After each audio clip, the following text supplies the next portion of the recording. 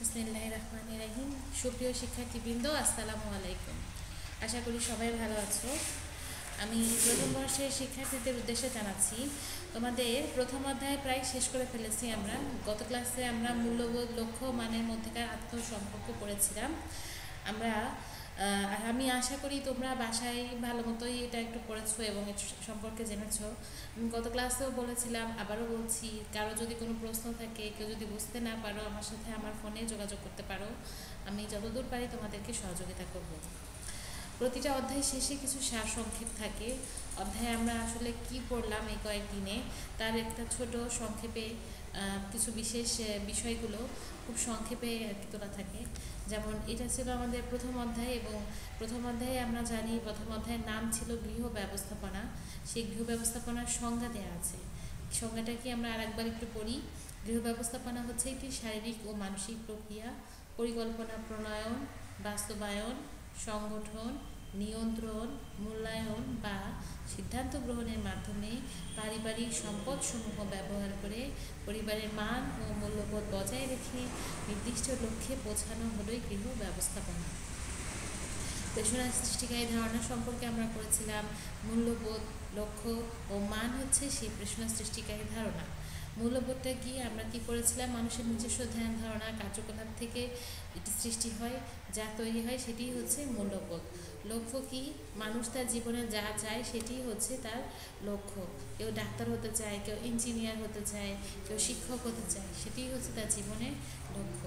লক্ষ্যের আমরা শ্রেণীবিভাগ করেছি: দীর্ঘমেয়াদী লক্ষ্য, মধ্যবর্তী লক্ষ্য, তাৎক্ষণিক লক্ষ্য। আচ্ছা, মানটা কি? মূল্যবোধ লক্ষ্য থেকে মানের সৃষ্টি হয়। এটি পরিবার এবং ব্যক্তির সামর্থ্যকে নির্দেশ করে এবং ক্ষমতার সীমাবদ্ধতা নিয়ন্ত্রণ করে। যে কোনো বিষয়ের পরিমাণ ও গুণগত দিক নির্ধারণ করে।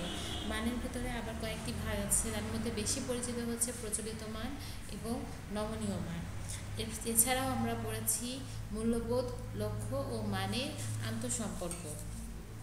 মেয়েরা, আমি জানি অনেকের কাছে গার্হস্থ্য বিজ্ঞান সম্পূর্ণ নতুন একটি বিষয়, কিন্তু এটি খুবই সহজ একটি বিষয় এবং এটি যদি তুমি নিয়মিত পড়ো, তুমি বুঝতে পারবে এটি আমাদের নিত্য প্রয়োজনীয় গৃহস্থালী বিষয়ের সাথে সম্পূর্ণরূপে সম্পর্কিত।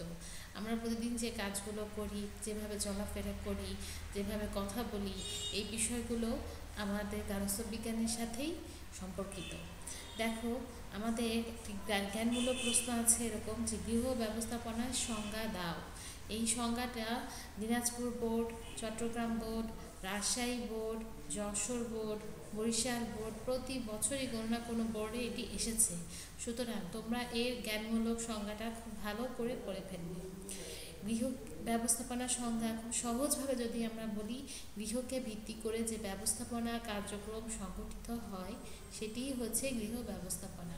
আমি আবারও বলছি, গৃহকে ভিত্তি করে যে ব্যবস্থাপনা কার্যক্রম সংগঠিত হয় সেটিই হচ্ছে গৃহ ব্যবস্থাপনা। আমার মনে হয় গৃহ ব্যবস্থাপনার এটি সব থেকে সহজ সংজ্ঞা, যেটা এক কথায় বা তোমরা খুব চট করে এটি মুখস্থ করে ফেলতে পারো। আচ্ছা, আবার দেখো, নিকেল ও ডর্সি, আমরা জানি দুজন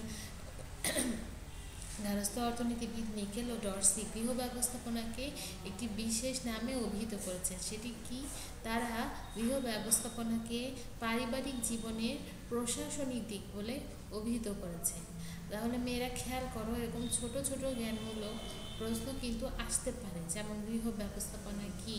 নিকেল ও ডর্সি গৃহ ব্যবস্থাপনাকে পারিবারিক জীবনের কোন দিক বলে অভিহিত করেছেন? আবার কি গৃহ ব্যবস্থাপনার উদ্দেশ্য কি? যদি এক কথায় তোমাদের বলতে বলা হয় যে গৃহ ব্যবস্থাপনার উদ্দেশ্য কি, তাহলে আমরা কি লিখতে পারি বা কি বলতে পারি?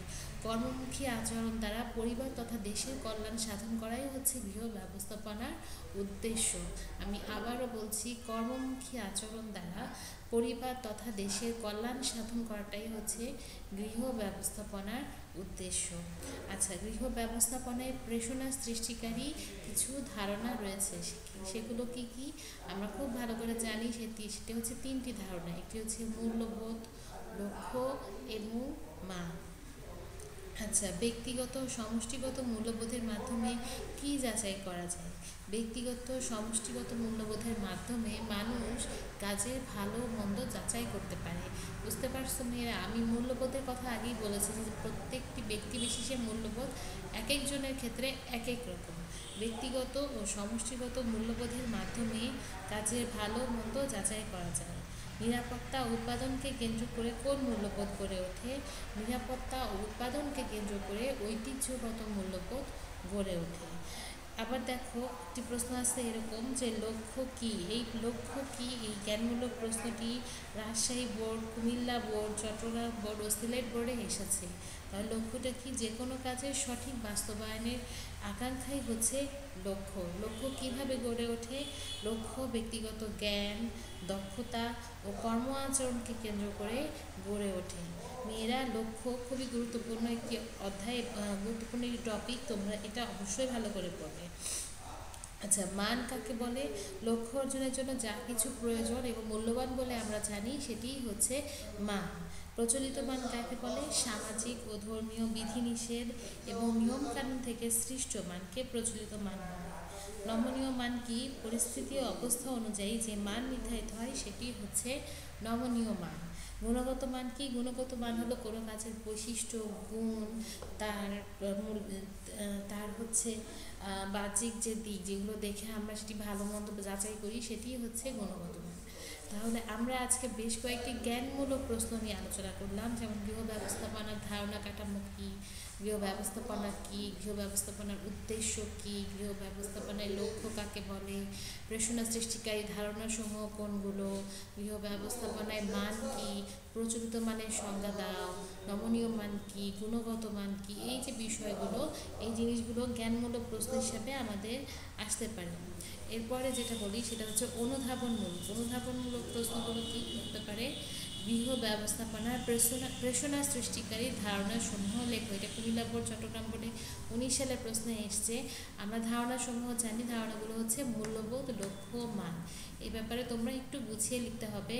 যেমন প্রেষণা হচ্ছে কর্মসংক্রান্ত মনোবল যা মানুষকে কোনো কাজে উদ্বুদ্ধ করে।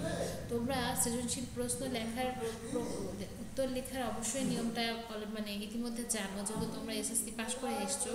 যে কোনো সৃজনশীল প্রশ্নের উত্তর, যেমন জ্ঞানমূলক প্রশ্নের উত্তর আমরা এমনভাবে দেব সেখানে কিন্তু কোনো প্যারা হবে না, এক কথায় উত্তর হবে কিংবা একটা লাইনে উত্তর হতে পারে। যখন তুমি অনুধাবনমূলক প্রশ্নের উত্তর লিখতে যাবে সেখানে তোমাকে এক লাইন জ্ঞানমূলক উত্তর লিখতে হবে। আমি উদাহরণ দিচ্ছি, যেমন গৃহ ব্যবস্থাপনার প্রেষণা সৃষ্টিকারী ধারণাসমূহ লেখো। ধারণাসমূহ লেখার আগে তোমাকে গৃহ ব্যবস্থাপনায় প্রেষণাটা কী সেই সংজ্ঞাটা এক লাইন লিখতে হবে। যেমন প্রেষণা হচ্ছে কর্মসংক্রান্ত মনোবল যা মানুষকে কোনো কাজে উদ্বুদ্ধ করে। এটি হচ্ছে একটি এক লাইনের একটি সংজ্ঞা। দেন তুমি প্রেষণা সৃষ্টিকারী ধারণাসমূহ সম্পর্কে লিখতে পারো। যেমন মানুষের জীবনে চলার পথে সিদ্ধান্ত গ্রহণ করতে হয় এবং সেই সিদ্ধান্ত ব্যক্তিগত হতে পারে, সমষ্টিগত হতে পারে, পারিবারিক হতে পারে। এই সিদ্ধান্ত যখন পরিবারের সদস্যদের আচরণকে নিয়ন্ত্রণ করতে চায়, সেই নিয়ন্ত্রণ করার জন্য কিছু নির্দেশক রয়েছে। একটি হচ্ছে কি, তোমার কিছু নির্দেশক রয়েছে, সেই নির্দেশকগুলো কী কী? মূল্যবোধ, লক্ষ্য এবং মান। এভাবে তুমি অনুধাবনমূলক প্রশ্নের উত্তর লিখতে পারো। আরেকটি অনুধাবনমূলক প্রশ্ন এই অধ্যায় থেকে খুব বেশি আসে, সবসময় প্রায় এক বছর পর এক বছর, মানে এক বছর বাদ এক বছরই আসে। যেটি হচ্ছে লক্ষ্য একটি চলমান প্রক্রিয়া। বুঝিয়ে লেখো লক্ষ্য কীভাবে চলমান প্রক্রিয়া। আমরা জানি কোনো কাজের পরিসমাপ্তিকে লক্ষ্য বলে। কোনো কাজের পরিসমাপ্তি ঘটলে অন্য কাজের শুরু হয়, ফলে লক্ষ্য পরিবর্ত হয়। লক্ষ্য মানুষের চেতন ও অবচেতন মনে অবস্থান করে।